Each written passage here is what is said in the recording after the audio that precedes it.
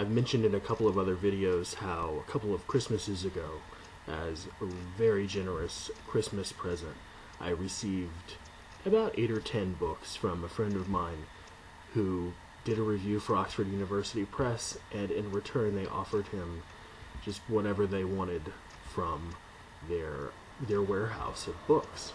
And this next book is another one of those that I got for Christmas a couple of years ago. It's by David Harvey, and it's called A Brief History of Neoliberalism. You might recognize some important faces on the cover there. Reagan, Deng Xiaoping, Pinochet, and Margaret Thatcher. And David Harvey has a professional background as a geographer, actually, but his status as a geographer has slowly led him astray or afield into other areas like economics and cultural criticism. And I think with this book he's written a pretty interesting, if dense, history of neoliberalism and its ideas in both theory and practice. And it's probably not nearly as consequential as some of his other work, which is more interested in the cultural side of things.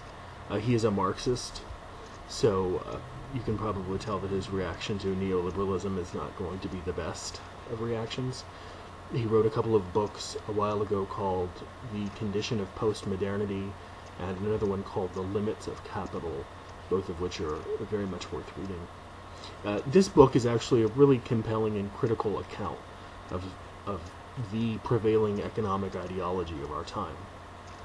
And as someone with a much greater interest in the theoretical side of things rather than the pragmatics of the economics, I was a little bit disappointed that Harvey spent a lot of time discussing what neoliberal practices have perpetrated in various countries like Chile, China, the United States, and Sweden, for example, as opposed to focusing on its formation and instantiation about a generation ago.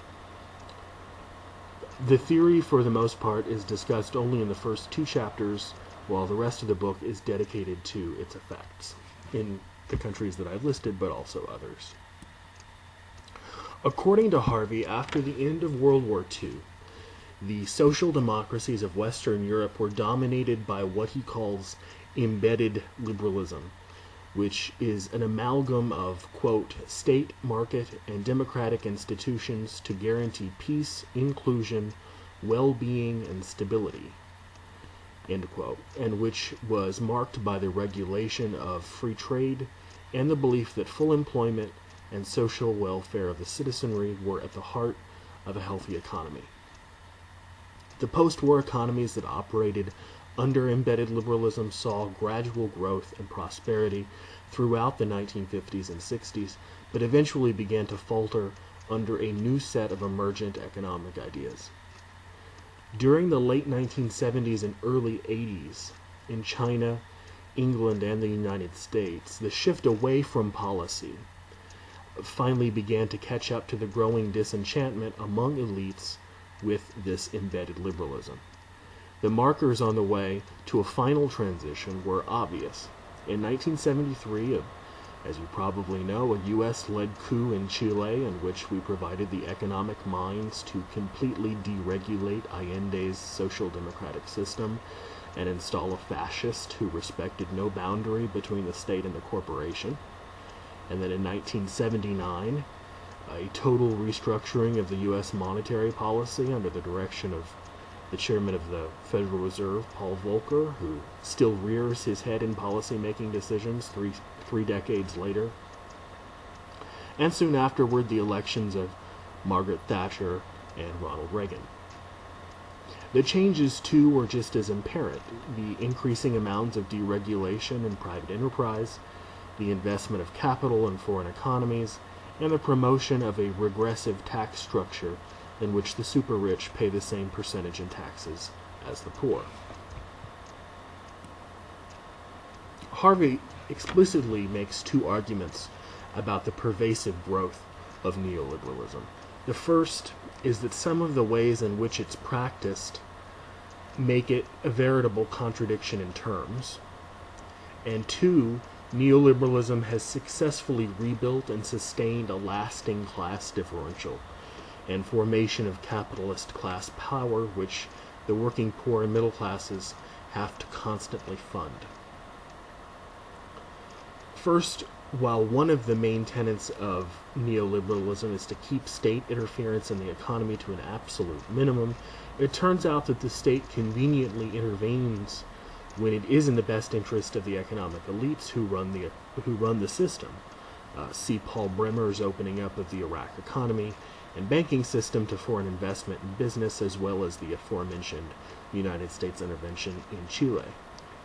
Secondly, the idea of continued and increased economic growth is a bit of a shibboleth.